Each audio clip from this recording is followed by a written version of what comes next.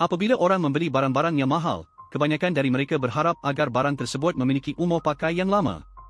Namun, di dunia ini ada sedikit produk yang diciptakan untuk tujuan ekstrim yang hanya digunakan sekali saja. Selain itu, produk-produk ini juga memiliki harga yang sangat mahal. Dalam video ini, ikuti langkah-langkah kami untuk mempelajari 5 barang yang sangat mahal tetapi hanya digunakan sekali.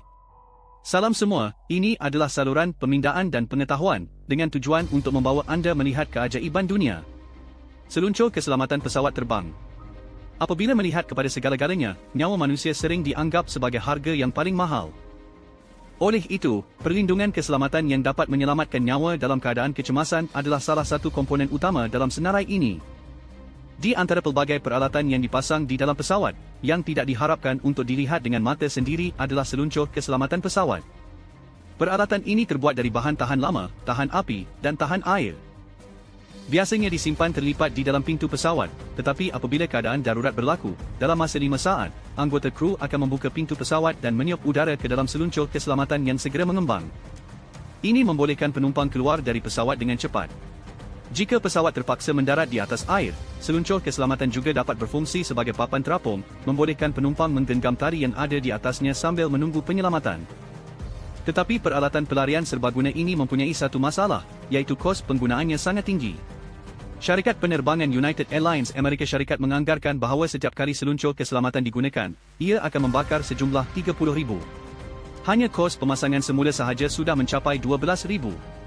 Selain kos peranti keras itu sendiri, waktu berhenti pesawat untuk menggantikan perlengkapan juga menimbulkan kos tidak langsung yang sukar untuk ditaksih oleh syarikat penerbangan. Walaupun tiada kemalangan yang berlaku dan perlengkapan keselamatan terus beroperasi, setiap tahun perlu dikeluarkan banyak wang untuk menjaga perlengkapan pelarian.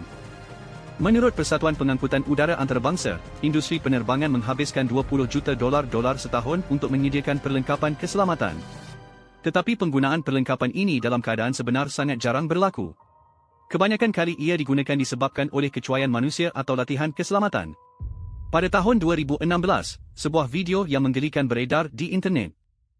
Seorang pramugari United Airlines US, tanpa sebab yang jelas, terus membuka pintu pesawat, menurunkan seluncur keselamatan, melepaskan beg-beg tangannya melalui tangga, dan kemudian meluncur turun dan meninggalkan tempat kejadian.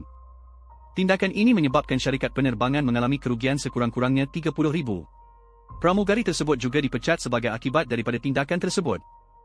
Sistem keselamatan perlumbaan. Kita berada di gelanggang perlumbaan F1 di Inggeris pada bulan Julai 2022.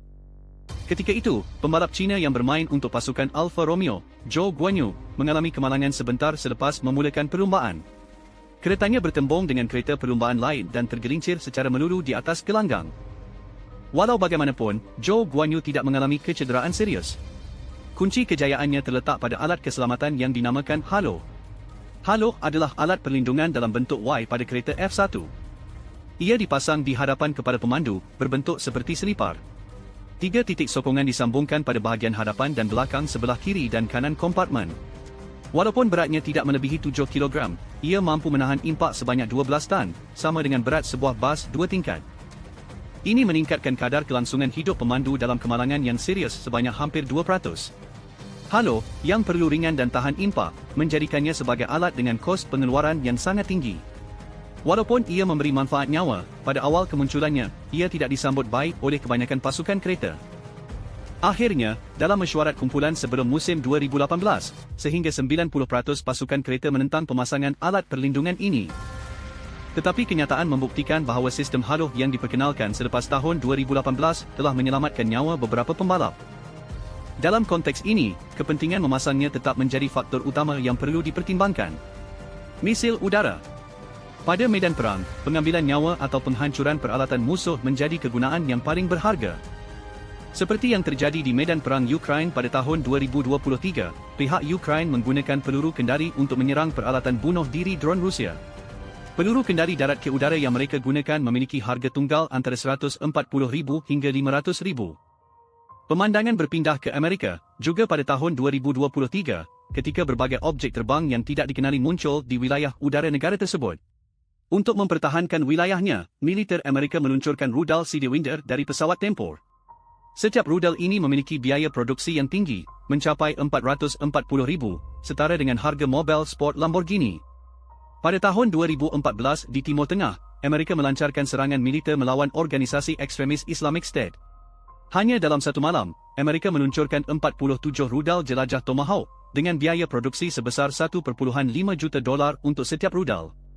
Sedangkan rudal paling mahal yang dimiliki oleh militer Amerika adalah rudal Trident. Rudal ini banyak ditempatkan di kapal selam militer Amerika dan merupakan senjata nuklear yang penting bagi negara tersebut. Setiap rudal Trident memiliki biaya produksi sekitar $30 juta. Secara umum, peluru kendali adalah perangkat sekali pakai yang mahal dalam pembuatan, yang pada pandangan pertama tampak tidak ekonomis. Namun, menurut analisis dari Rand Corporation, dalam pertempuran jangka pendek, bergantung sepenuhnya pada senjata konsumsi seperti peluru kendali lebih efisien secara ekonomi daripada mengirim pasukan. Belum lagi, hanya dengan penempatan peluru kendali di daerah tertentu saja, seringkali memiliki nilai strategis yang besar. Pengangkutan kargo ke angkasa lepas. Kehidupan di ruang angkasa yang sangat ekstrim menyebabkan hampir semua peralatan yang terlibat menjadi sangat mahal. Misalnya, kos pembangunan stesen antarabangsa yang beroperasi di orbit rendah adalah sehingga $150 bilion.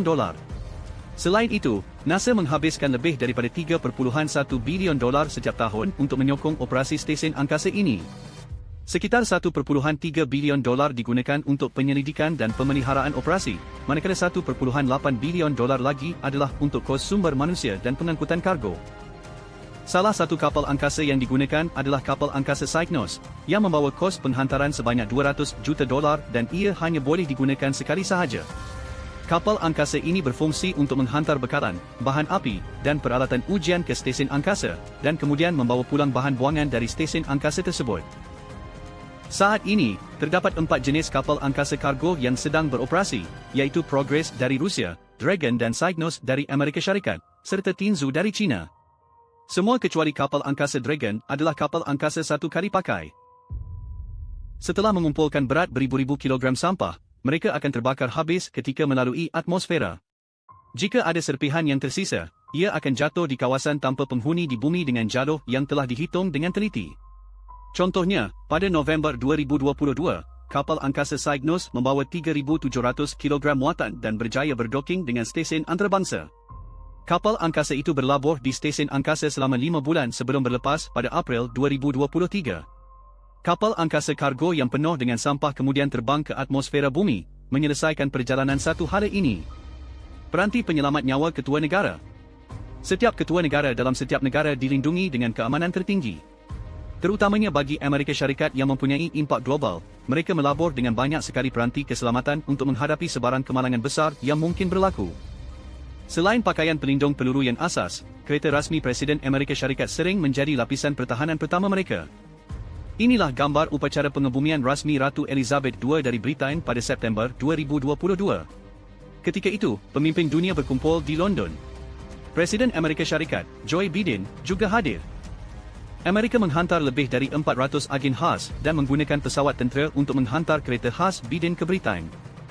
Kereta rasmi Presiden Biden adalah Cadillac, yang berharga sekitar $1.5 juta sebulan, dan ia mempunyai pelbagai fungsi perlindungan yang lengkap. Tingkap kereta tersebut diperbuat daripada kaca peluru setebal 12 cm. Pintu kereta diperbuat daripada keruli khas dengan ketebalan kira-kira 20 cm. Tayar juga direka khas dengan tayar lari anti peluru. Mari kita lihat juga Gedung Putih yang sangat dikenali oleh semua orang. Di atas tanah adalah kediaman dan pejabat rasmi Presiden Amerika Syarikat, manakala di bawah tanah terdapat pusat tindakan kecemasan Presiden, PO. Bunker bawah tanah ini bermula pada tahun 1940-an. Ketika serangan Jepun ke Pearl Harbor, Presiden Amerika Syarikat ketika itu, Franklin D. Roosevelt, memutuskan untuk membina tempat perlindungan di bawah tanah. Sejak itu, setiap kali Presiden Amerika Syarikat menghadapi ancaman yang mungkin, mereka akan diminta masuk ke tempat perlindungan ini. Contohnya, pada tahun 2001 semasa serangan September 2011, Presiden Amerika Syarikat ketika itu, George W. Bush, masuk ke dalam bunker bawah tanah. Pada tahun 2020, kejadian George Floyd yang melibatkan seorang lelaki kulit hitam menyebabkan rusuhan di lebih daripada 30 bandar di seluruh Amerika Syarikat, dan ramai orang mengepung Gedung Putih. Bekas Presiden, Donald Trump, juga dibawa oleh pihak keselamatan ke tempat perlindungan bawah tanah. Semua peranti ini memainkan peranan penting dalam rangkaian perlindungan Presiden Amerika Syarikat.